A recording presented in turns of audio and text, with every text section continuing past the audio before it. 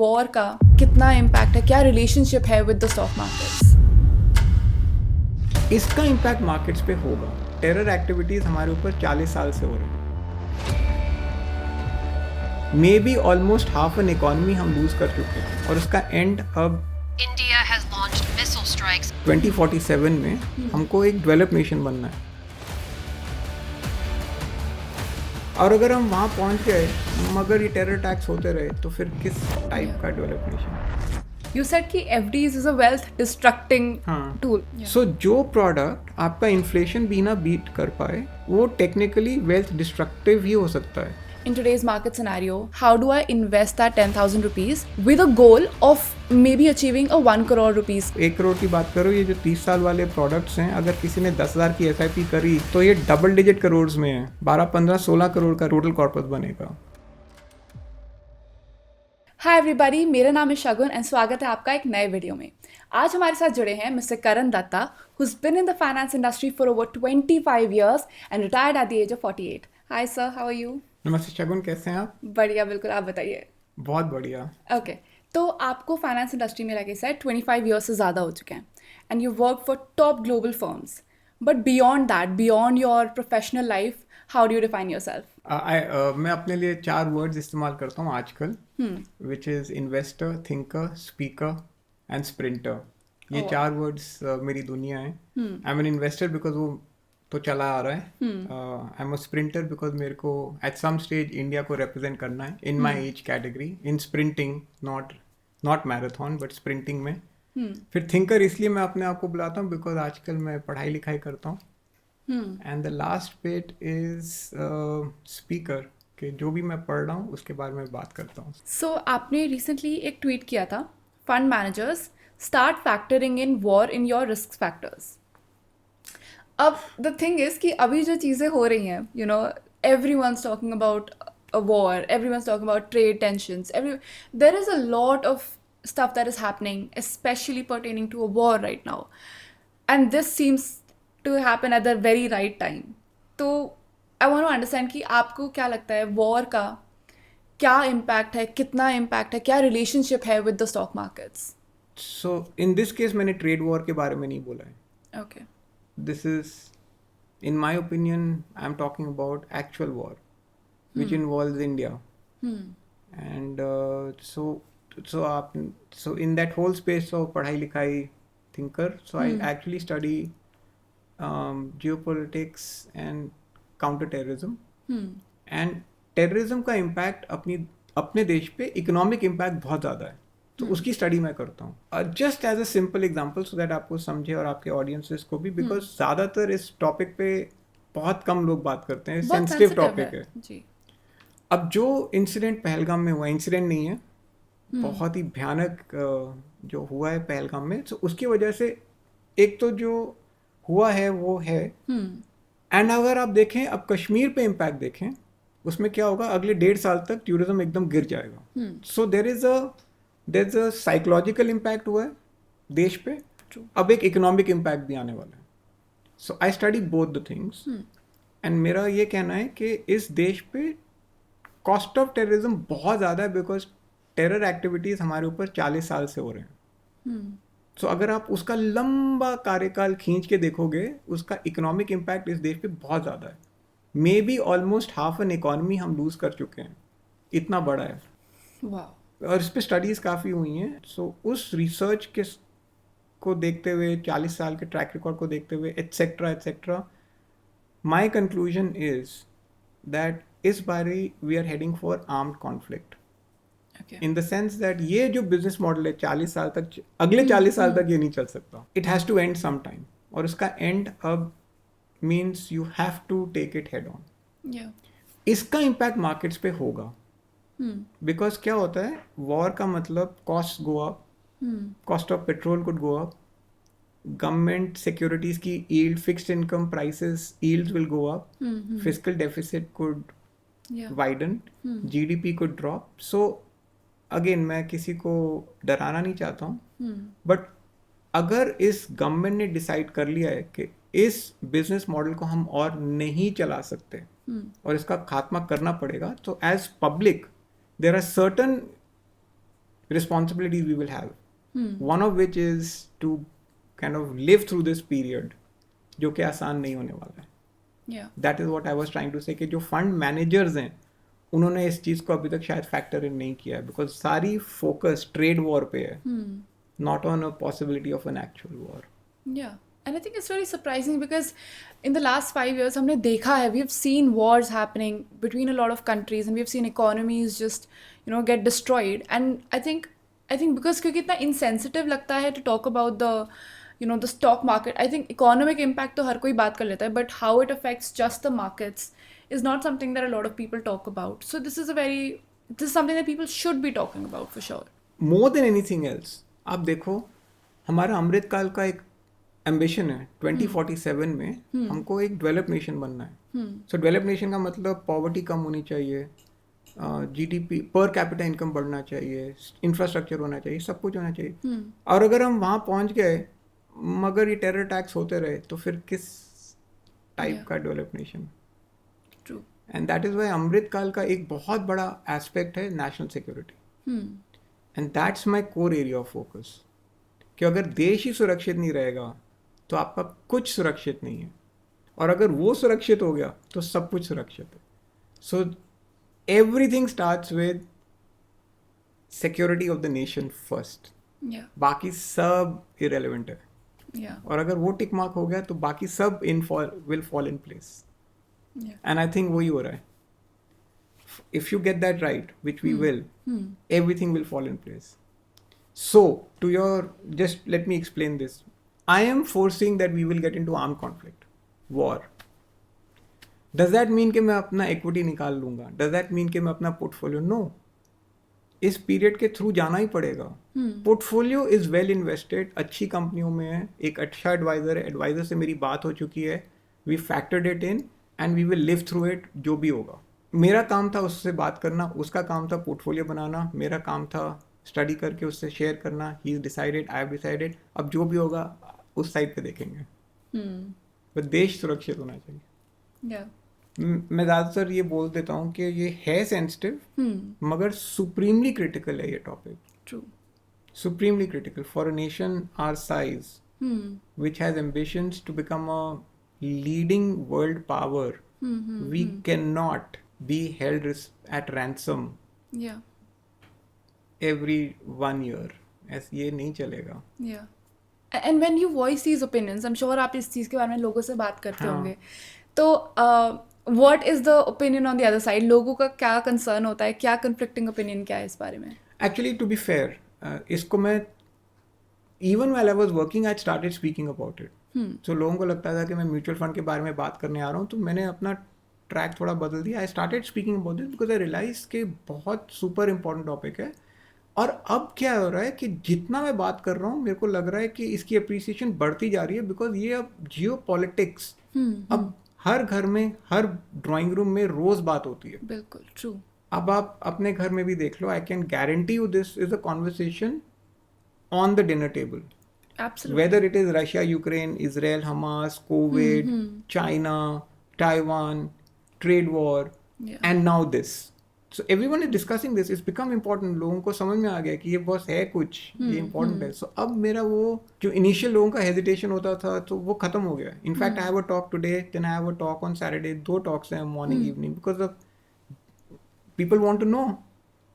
So Yeah. कि हो क्या रहा है? तो आपको अपनी लाइक प्रोफेशनल या करियर में at what stage did you realise कि यार अब हो गया मेरा, अब मुझे रिटायरमेंट का शायद मेरा टाइम आ गया है? जब गलत बॉस मिला था. But on a more serious note, जब मेरा जो रिटायरमेंट एज था वो 48-49 के करीब था. सो रफली अराउंड 40 की उम्र में मैंने सोचना चालू कर दिया था कि 10 साल में मेरे को निकल जाना चाहिए. सो मैंने अंदाजन 48-50 की उम्र में मैंने सोचा था कि जाना चाहिए, छोड़ देना चाहिए. I had a 10-year window. Okay. And ये अमाउंट कैसे डिसाइड करा कि इतने अमाउंट के बाद लाइक ये मेरा कॉर्पस होगा, and what framework did you use to calculate? क्या वो 40 के उम्र में मैंने सोचा अगर 10 करोड़ होंगे कभी भी ऐसी रैंडम तो मैं सब छोड़ छाड़ के चला जाऊंगा. वाओ. एंड कितना टाइम लगा आपको like you know to feel that certainty कि हाँ यार? आई थिंक बाय 47-48 वो नंबर, उस नंबर से ज़्यादा ही I started you know heading in that direction. And certainty तो खैर कभी मुश्किल है आना. तो द अदर इंग्रेडिएंट जो कि बहुत ज़रूरी है to leave everything is actually courage. या बिकॉज अगर आप अपने काम के पीक पे हो, अगर सब ठीक ही चल रहा है, तो सब कुछ छोड़ के चले जाना, उसके लिए थोड़ी सी करेज तो लगती है. True. So what I keep telling everyone is, along with money, you need courage. You put together, you'll have a great life. That is true. I think सबसे ज़्यादा वो हिम्मत चाहिए होती है कि ओके हाँ. Everything is going well but हाँ, नाउ आई एम थोड़ी गोना सी लीव. हिम्मत की जरूरत पड़ती है. या true. And what was like your first 6 months like? Because मुझे लगता है कि एक बार वो जब इनिशियल जो एक्साइटमेंट होती है कि अब मैं रिटायर हो गया हूँ, उसके जब वो चला जाता है feeling and reality hits you, so I feel like a lot of people don't enjoy that. How was that for you? नहीं, ऐसा नहीं है शगुन. आज अब तो मेरे ये 7वां साल चल रहा है. तो अगर आप देखो तो मेरे पहले 6 महीने और 7 साल जो आज है, आज और पहले 6 महीने में कोई फर्क नहीं है. मेरा उतना ही एंथुजियाज्म है और उतना ही इंटेंट टू एंजॉय लाइफ है जितना पहले 6 महीने था. इनफैक्ट मेरे को तो लगता है I am better off now than in the first 6 months. Okay. Because अब एक स्टेडी पैटर्न है, एक अंडरस्टैंडिंग है. 7 साल का track record of making money, using the money, redeeming the money, investing the money. 7 साल का फाइनेंशियल ट्रैक रिकॉर्ड भी है जिसमें मैंने भी कुछ गलतियां करी हैं. फिर 7 साल का टाइम यूजेज का भी ट्रैक रिकॉर्ड है. So actually live 7-year track record अब मेरे पास है. So I feel as a वो डिसीजन ठीक निकला. या. And so I live it every day between me and my wife. हम दोनों Yeah. काफ़ी इंजॉय करते हैं. तो कैन यू टेल मी कि जब आपने अपना कॉर्पोरेट लाइफ स्टार्ट किया था, what was your first salary and वहाँ से अब रिटायरमेंट का सफ़र कैसा रहा? फर्स्ट सैलरी तो बहुत ही कम थी. शायद 3,000 रुपये. रियली? 3 या 4,000 रुपये. बट दैट आई थिंक वो थोड़ा पार्ट टाइम काम भी था.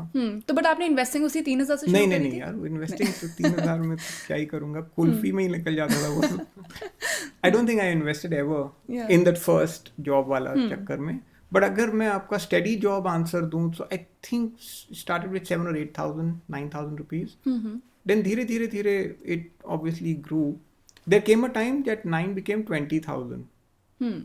By 2000 में that number obviously then became bigger.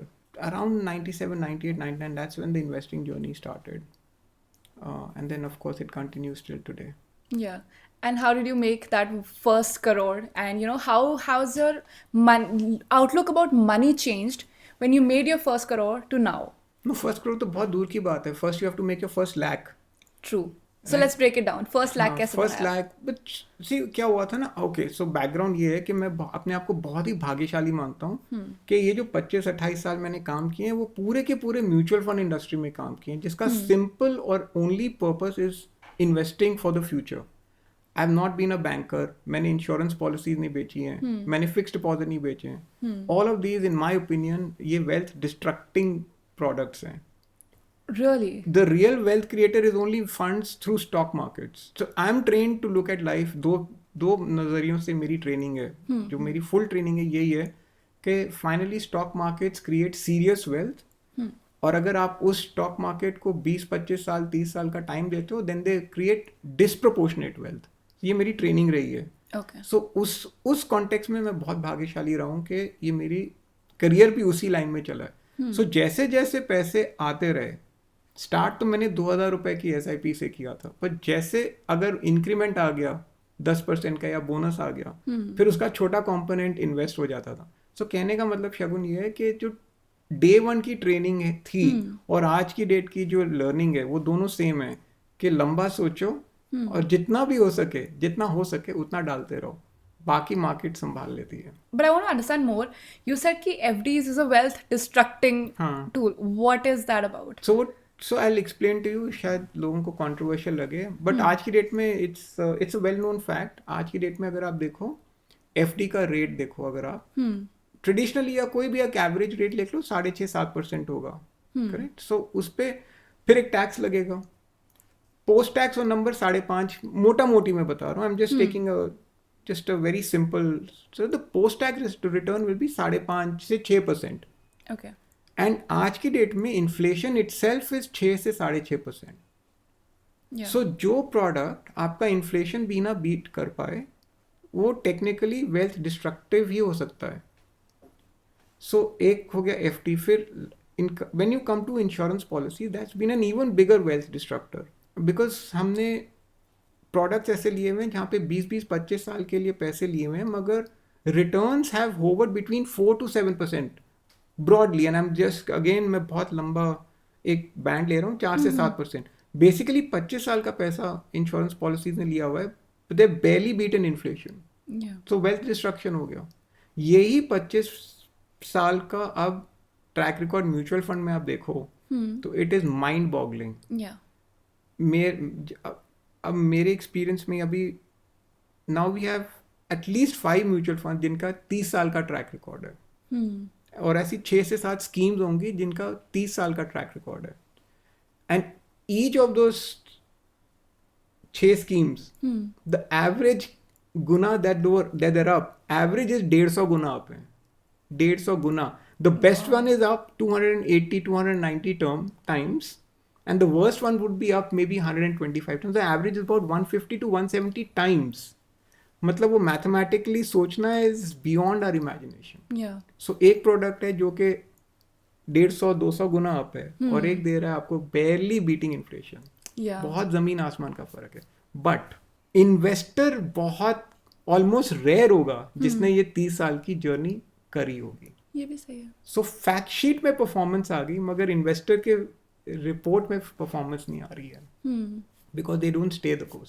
So my advice to you and to your colleagues out here, because आप लोगों का एज का एडवांटेज है, अगर आपने वो 30 साल की जर्नी कर ली तो आप सोचो अगर सिंपली यही रिपीट हो गया, सो जो भी आप आज कर रहे हो, there is a possibility of it going up 150-200 times. That's how big, that's how serious the money is. That is crazy. Yes. But then what do you think makes people stop? मतलब क्या लोगों को ऐसा रोकता है? हमें पता है. Emotions. The only thing that stops everyone is emotion, because जब आप डालते हो तो हमको लगता है ये हमारा हक है कि पैसे बनने चाहिए. जिस दिन आप चेक काटते हो तो आपको लगता है अब यहाँ से तो जर्नी ऐसे ही चलेगा. तो मार्केट का ऐसा कोई रूल नहीं है. इनफैक्ट तो ऑपोजिट हैपन, जिस दिन आपने चेक काटा तो मार्केट गिरती है, और वो लोग हैंडल ही नहीं कर पाते हैं. सबको वही एक्सेल शीट की सीधी लाइन चाहिए. तो मार्केट का कोई असूल नहीं है कि वो आपको पैसे उसी दिन बना के दे, उसी साल बना के दे. सो पेशेंस लूज हो जाती है, एंड फिर लोगों को वो लगता है कि इसमें तो पैसे बन ही नहीं सकते. इन 30 साल में ऐसे कितने कार्यकाल आए होंगे, कितने टाइम फ्रेम आए होंगे 3 से 4 साल के, जहाँ पे मार्केट ने जीरो नहीं नेगेटिव रिटर्न दिए हैं. Over 30 years, it's a very long time. It would have seen every possible problem, from Y2K to the Gulf War to 9/11 to global financial crisis. जरूरी थोड़ी है कि वो 30 years ऐसे लंबे चले हों. True. मेरे खुद के पोर्टफोलियो में एक टाइम 70% ड्रॉप भी आया हुआ है. तो तब आप डर गए थे? Not at all. मेरी ट्रेनिंग ही अलग थी. मेरे को भरोसा है कि अगर मैंने ज़्यादा गलतियां नहीं करी तो मेरे को पता है कि लॉन्ग टर्म इन्वेस्टिंग का बेनिफिट बहुत है. True. So we were looking at some numbers, and turns out कि इंडिया में stock investing में there are some 11 crore people who invest in stocks, some 2 crore people who do it in crypto, which is उल्टा है. उल्टा है. हाँ, उल्टा है. सबसे ज़्यादा दुनिया में क्रिप्टो इन्वेस्टर्स इंडिया में है. That number, and they are in the betting apps. That number is upwards of 18 to 20 crores.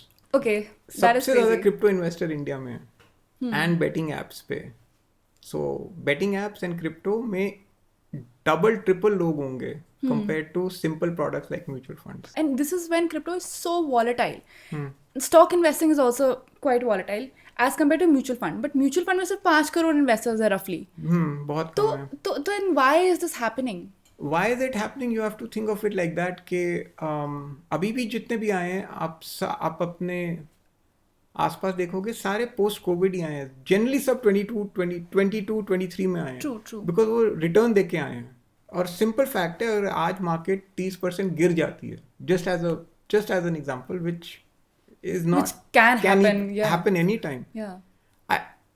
What happens at that time? और अगर मार्केट गिर के वो 1 साल ऐसी रहती है, half the investing population will walk away. Yeah. And that's the point I'm trying to make through this conversation, that the rule of the market is to throw out weak investors. Yeah. हमारा काम है to become a strong investor, and that is why I use the word emotions, because finally investing की जर्नी is very emotional, it is not mathematical. Mathematics तो बहुत दूर की बात है. नंबर वन कवच, number one security blanket is emotion. That is true. And अगर आपने इमोशनली अपने आप को स्ट्रांग बना लिया कि एंड द बिलीफ कि ये 20-25 साल रियल है, हो जाएगा हो जाएगा हो जाएगा, then let me give you another example to explain this better. So now अब आपने अपना करियर स्टार्ट किया है, राइट? सो करियर की जर्नी अप डाउन रहेगा, वॉलेटाइल रहेगा, मगर उसका ये मतलब तो नहीं है कि आप 2 साल 3 साल में काम ही छोड़ दोगे. नहीं. You may change your work, you may do some adjustments, but work career तो चलता ही रहेगा. बिल्कुल. Exactly the world of investing. You may change your fund, you may change the nazariya, you may buy an ETF, you may buy an active fund, but the world of investing तो चलती रहेगी. I'll be very honest with you, and I think ये problem शायद सिर्फ मेरी नहीं, but a lot of people in my generation have, is that we're living paycheck to paycheck. Salary आती है, rent, pen, XYZ सारे खर्चे हो जाते हैं, and then we have a really small amount. Example लेते हैं कि let's just say कि मेरे पास 10,000 रुपए हैं, बचते हैं at the end of the month to invest. I want to understand आपकी क्या strategy होती in today's market scenario. How do I invest that 10,000 rupees with a goal of maybe achieving a 1 crore rupees का, you know, to Corpus. yeah. दूसरे example में चलते हैं. It's always good to shift the focus to something more relatable. Okay. Gym में चलते हैं. ठीक है. जिम की दुनिया में चलते हैं. और आपका अभी ये देखते हैं कि आपका जिम में इंटेंशन क्या है. आप जाते हो, so you go there, and कभी कभी वेट लिफ्टिंग भी करते हो. कितने वेट से स्टार्ट करते हो आप? अभी तो बहुत time, may be 50 kgs maximum. 50 5 not 50. वही मुझे रियलाइज हुआ 50 तो बहुत ज्यादा बोल गई. 5 या बट एम फिर कभी 5.5-6 पे भी होगा. ट्रू. एक टाइम आएगा when you spend time will become 8, और एक टाइम आएगा जब आप बेंच प्रेस कर पाओगे अच्छे से 10 पे. फिर एक स्पीड टाइम आएगा आपका on the treadmill. True. Can you do 5 से 10.5 12 टुडे?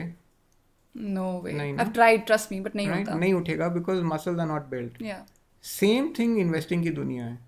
अगर आपकी क्षमता ही 10 है या 100 रुपए है, तो आप अपनी क्षमता के अंदर ही काम करो.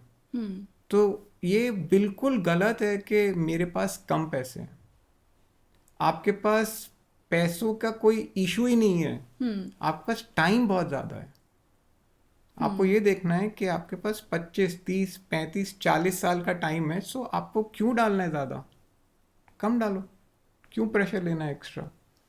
और अभी तो म्यूचुअल फंड इंडस्ट्री में कितना अच्छा ये कार्यक्रम आ गया है दैट आप 100 रुपये से स्टार्ट कर सकते हो. और मैं आपको कुछ स्टैट्स देता हूँ. आप 1 करोड़ की बात करो, ये जो 30 साल वाले प्रोडक्ट्स हैं, अगर किसी ने 10,000 की SIP करी 30 साल के लिए, तो ये डबल डिजिट करोड़ में है. 12, 15, 16 करोड़ का टोटल कॉर्पस बनेगा. Because they are up 150-200 times. So इस देश का सबसे बड़ा एडवांटेज है यंग पॉपुलेशन. एवरेज एज ही 25 साल की है. अगर उस पॉपुलेशन ने इन्वेस्टिंग की जर्नी स्टार्ट कर दी, चाहे 1000 से करो या 10,000 से, that in my books is irrelevant. And journey is longevity. You talk a lot about financial advisors and उनकी importance in wealth management. Can you tell me कि ये कहाँ से आपका है? Do you have an experience with you know financial advisors? How has your experience been? No, मैं तो day 1 से ही, जब 2,000 रुपए की SIP स्टार्ट करी ना, तो I started working with a mutual fund distributor day 1 से. और प्लीज रिमेंबर शगुन, मैं तो इस इंडस्ट्री से हूँ. सो होपफुल आइडियली मेरे को ज़रूरत नहीं है किसी की. But think of it, let's go back to अपना जिम वाला एग्जाम्पल. अब आप जाते हो जिम, बट आइडियली अब डे 1 में अगर आप स्टार्ट कर रहे हो तो खुद तो करोगे नहीं, किसी से एडवाइस लोगे, क्योंकि वो इस पाथ पे चल चुका है. खुद वेट उठाओगे तो गिर सकता है, हो सकता है. You don't know the right technique, so the trainer helps you out. It's exactly the same in the world of investing के एक एडवाइजर, डिस्ट्रीब्यूटर बहुत मायने रखता है for a good journey. And और जैसे मैंने आपको बोला, ये इमोशनल जर्नी है. मैथमेटिकल जर्नी बहुत कम है, इमोशनल ज़्यादा है. सो एक साथी होना वो 20-25 साल के लिए इसलिए बिकॉज वो जब टाइम खराब आएंगे तो you need someone to hold hands. One reason. Second reason is, भाई किसी का काम कोई डॉक्टर है, कोई लॉयर है, कोई इंजीनियर, व्हाटएवर, सबके अलग अलग प्रोफेशन है. Investing is a profession.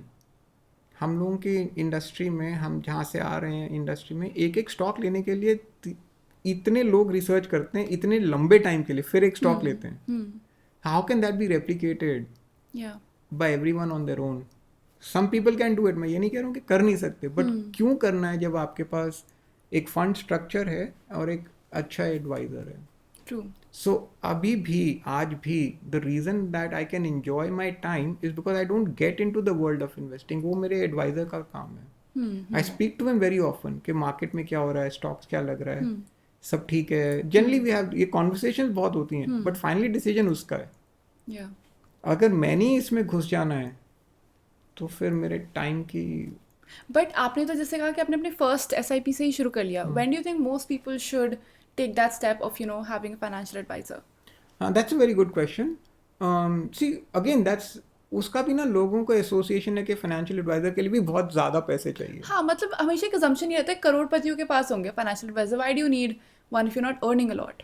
सो मैं आपको एक इसका एग्जांपल देता हूँ कि रिमेंबर, जैसे जैसे आपकी इन्वेस्टमेंट जर्नी चलेगी और आपके पैसे ग्रो होंगे, वैसे वैसे डिस्ट्रीब्यूटर जो आपका है या एडवाइजर है, उसके भी पैसे ग्रो होंगे, because he is getting some brokerage and commission based on your journey. या सो ज़रूरी नहीं है कि सबके पास करोड़ों हो तो फिर MFD होना चाहिए.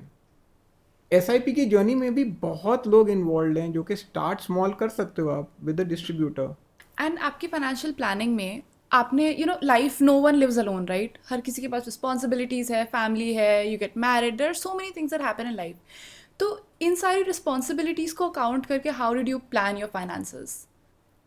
थोड़े टाइम पहले, आई थिंक 2007 या 8 के करीब, घर वर मैंने ले लिया था. We used to live in Bombay. 20 साल तक हम लोग बॉम्बे में थे, बट फिर मैंने घर दिल्ली में ले लिया था. तो वो घर आउट ऑफ द वे हो गया. घर खरीद लिया.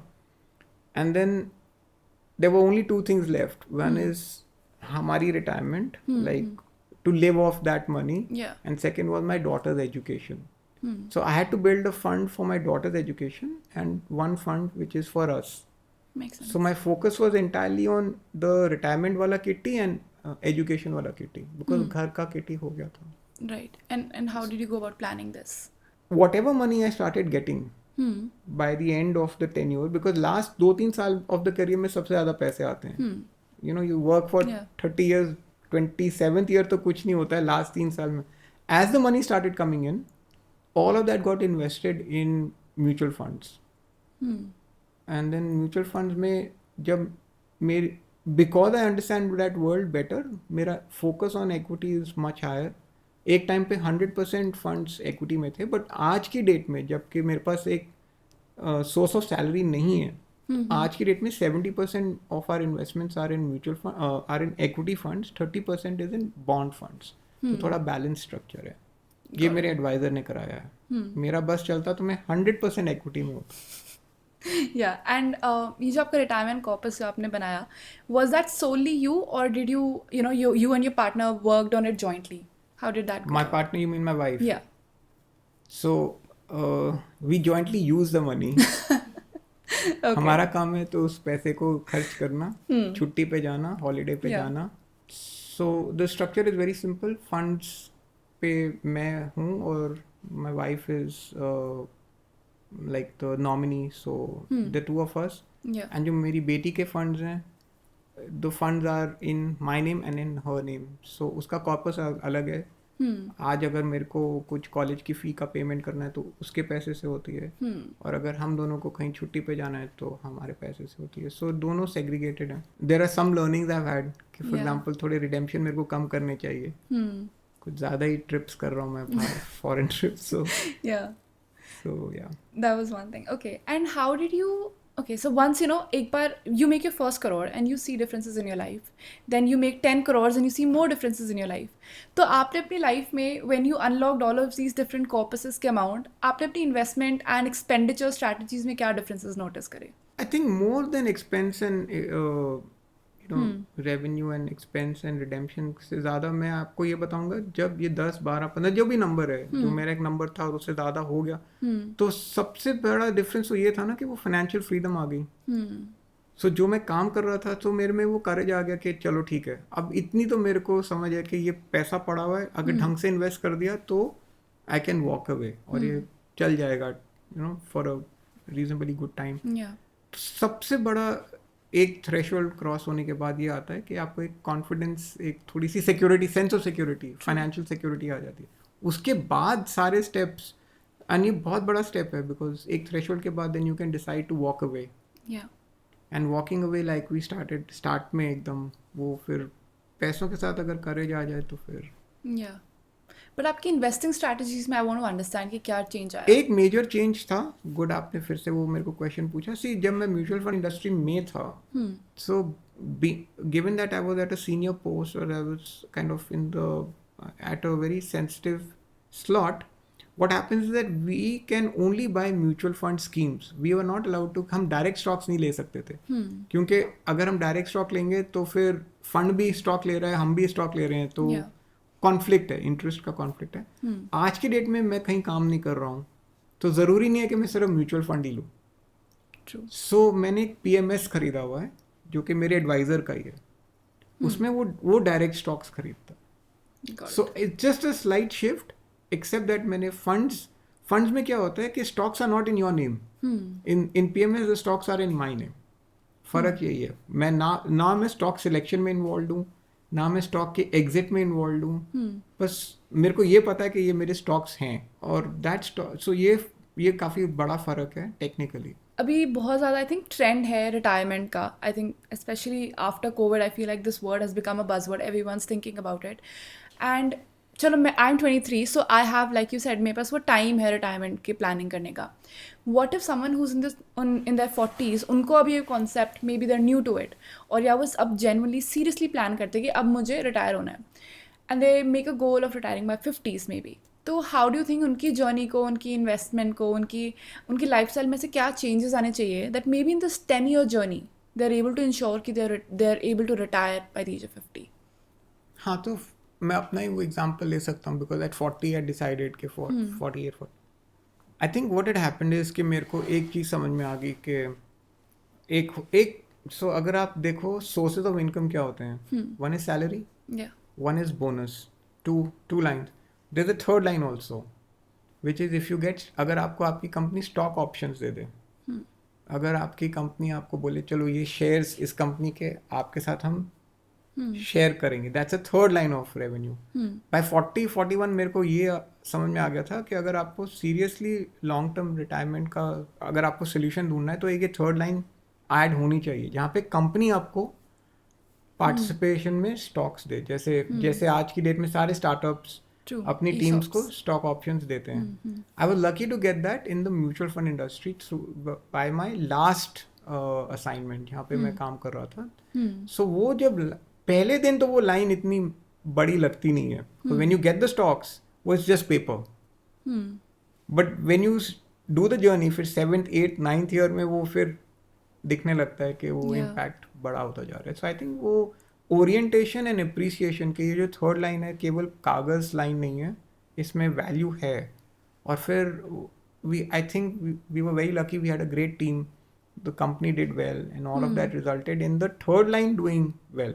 या So to answer your question, my advice to everyone who's watching this is also look at by that age companies that can share stock options, provide a third line of revenue because salaries and bonuses largely get used up on day-to-day basis. दो आप save कर रहे हो, मैं ये नहीं कह रहा हूँ, बट अगर आपको टाइम पीरियड एकदम क्रंच करना है फिर वो थर्ड लाइन होना ज़रूरी है। या और एटलीस्ट ज़रूरी ना भी हो but it just enhances the quickness of the journey. You know once you retire आपके पास अब वो जो आपकी एक्टिव इनकम स्ट्रीम थी, now that has pretty much evaporated, right?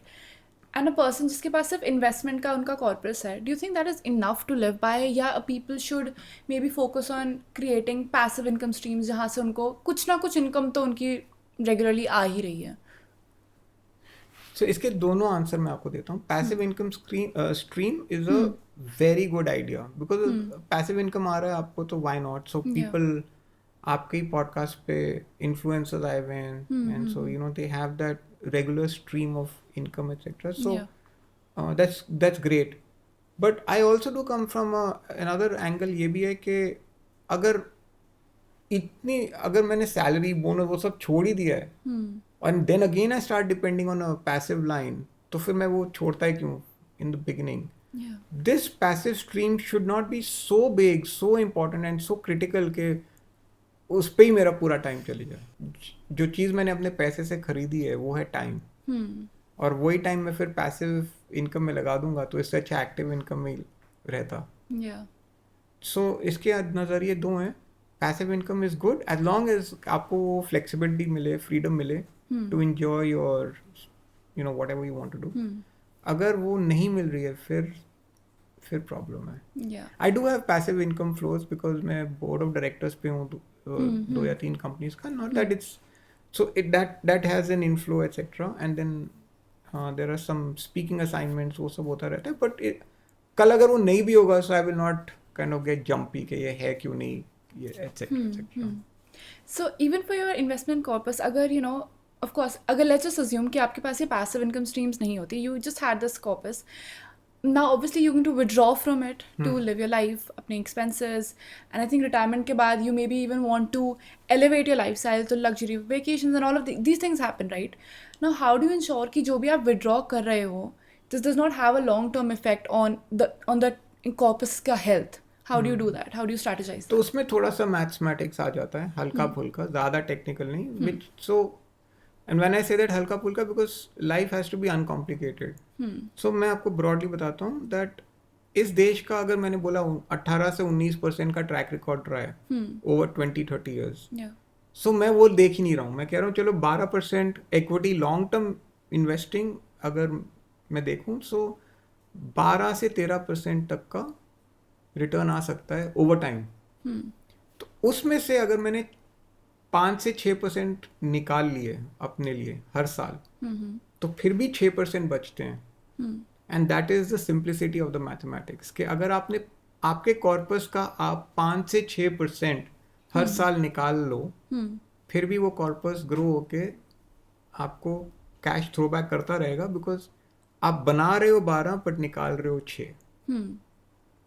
So corpus इतना होना चाहिए और आपके एक्सपेंसेस इतने होने चाहिए कि 6% के अंदर अंदर आ जाए. आप समझे? जैसे for example if the corpus is 1 CR तो आप 6% तक का निकाल सकते हो.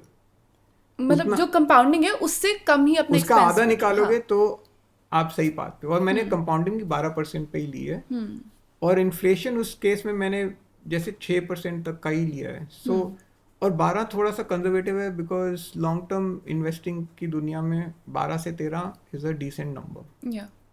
And if you redeem something like 5 to 6%, you are in decent mathematical calculation. Correct. Looking at everything that's happening globally abhi, there is just every day there is a new tariff, every day there's a new war, so much going on. Do you think कि जो लोग अभी global markets में invest करते हैं, what do you think they should be doing? How should they navigate this market? जहाँ पे हमें अपनी ही कंट्री में क्या हो रहा है नहीं समझ आ रहा, तो दुनिया की तो बहुत ही कॉम्प्लिकेटेड स्टोरी चल रही है. नहीं तो फर्स्ट ऑफ ऑल अपने देश में स्टार्ट करो, बिकॉज इस देश का एक बड़ा यूनिक एस्पेक्ट है जो कि शायद ज़्यादा लोगों को आइडिया नहीं रहता है. हमारे में और यूनाइटेड स्टेट्स में हम दोनों ही 2 देश हैं पूरी दुनिया में जहाँ पे 30 से 35 सेक्टर अवेलेबल है इन्वेस्ट करने के लिए. Cement, auto, ancillary, petroleum, defence, discretionary, consumers. So ऐसे 32 सेक्टर हैं इन्वेस्ट करने के लिए. आप किसी और देश में देख लो ज़्यादातर 3 या 4 सेक्टर होते हैं. साउथ कोरिया में is electronics, Brazil is let's say energy, Russia is energy majority, Saudi Arabia energy, China में देखो so it's digital and real estate. But we are very lucky as a country जहाँ पे 30, 32, 33 sector हैं. So is it in the United States. So my number 1 point is diversification तभी करें जब mandatory हो, जब आपको करना चाहिए. आज के डेट में इंडिया में आप रखो इन्वेस्टमेंट सिंपल रखो, लार्ज कैप फंड्स में डालो, थोड़ा सा मिड कैप फंड में डालो और बस छोड़ दो. आपको मैं एक चीज़ बताता हूँ, शायद it's very interesting data. Fidelity is the largest mutual fund manager in the world. Fidelity एक अमेरिकन कंपनी है. तो उन्होंने रिसर्च करी कि किसने पैसे बनाए, ऐसे कौन से इन्वेस्टर थे, उन्होंने क्या डिस्प्ले किया, ऐसा क्या अद्भुत कार्यक्रम किया होगा उन इन्वेस्टर ने जिन्होंने डिस्प्रपोर्शनेट रिटर्न बनाए। सो उनकी रिसर्च से पता चला जो लोग अपनी इन्वेस्टमेंट के बारे में भूल गए सब कुछ, उन्होंने सबसे ज़्यादा पैसे बनाए, और उनसे भी ज़्यादा पैसे बनाए जो इन्वेस्टर्स रहे नहीं दुनिया में।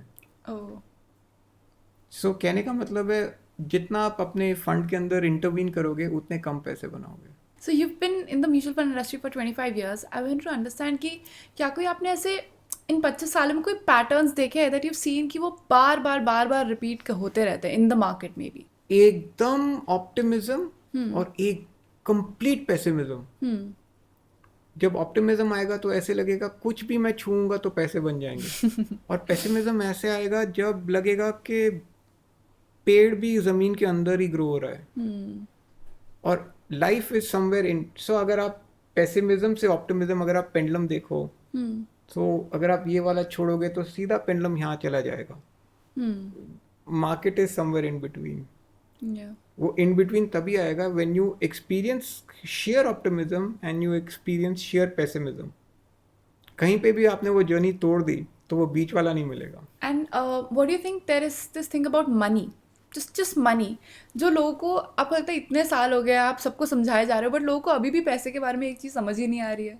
चिपके रहो।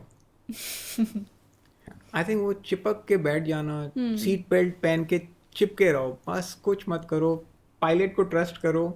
आप अच्छे से हवाई जहाज में बैठ गए हो, बार बार सीट मत खोलो, उतरने की कोशिश मत करो। अगर आपको लिफ्ट पे चढ़ना है, मेरा फ्रेंड बहुत ही अच्छा CEO है, this is Ashish Somaiya, if you listening then this is all credit to you. He is the CEO of White Oak Mutual Fund. He gives brilliant examples. One of his examples that I'm taking is he saying that अगर आपको 50th floor पे जाना है और lift 3rd floor पे रुक जाती है तो आप उतरोगे थोड़ी। 7th पे रुकती है, आप उतरोगे नहीं। आप 50th पे जब पहुंचेगी तो उतरोगे। स्टेशन से ट्रेन चलती है, आप अपने ही स्टेशन पे उतरोगे ना, पहले तो नहीं उतरोगे। और मेरे एक बहुत ही क्लोज मित्र हैं विजय मंत्री, बहुत रिनोन्ड स्पीकर हैं, एक्सेलेंट, कभी आप उनको बुलाइएगा। He thinks that mutual funds is like yoga and hot water. Okay, तो वो इनका सिमिली है कि वो yoga and hot water can never be wrong. So अब देखिए किस तरीके से some of the best investors are looking at life कि अगर कुछ योगा है, कुछ हॉट वाटर है तो खराब हो ही नहीं सकता, which is absolutely right. And एक बोल रहे हैं कि आप जर्नी क्यों ब्रेक कर रहे हो। सो करते करते शगुन, ये सारा का सारा in responsibility comes to being a good investor also, being a good discipline investor. Discipline investor, तो जस्ट स्टे द कोर्स। और अगर स्टे द कोर्स को मैं अलग तरीके से और एक अलग तरीके से समझाने की कोशिश करता हूँ। ये मैंने अभी जैसे गोल्फ स्टार्ट करी है, 5 साल से ट्राई कर रहा हूँ। जो मैंने फर्स्ट टाइम स्टार्ट करी थी और अब में इम्प्रूवमेंट आ गया है। अब मेरे को थोड़ी सी अकल आ गई। वो टेक्निकल गेम है, उसको खेलना आसान नहीं है, लगता है आसान है, बट अभी क्या है कि but many times I call my wife and say I am going to beat myself out because लग नहीं रहा है। 5 साल 6 साल आई इन्वेस्टेड बट लग नहीं रहा है, हो नहीं रहा है। But every time I go back हल्की सी 1% इम्प्रूवमेंट दिख जाती है। तो या तो मेरे पास ऑप्शन है कि गेम छोड़ दूं या वही 1% इम्प्रूवमेंट में फोकस करते रहूं। And I must say this very very important thing, people don't realise this. हम बहुत लकी हैं कि हम इंडिया में इन्वेस्ट कर रहे हैं। It's a wealth creating nation.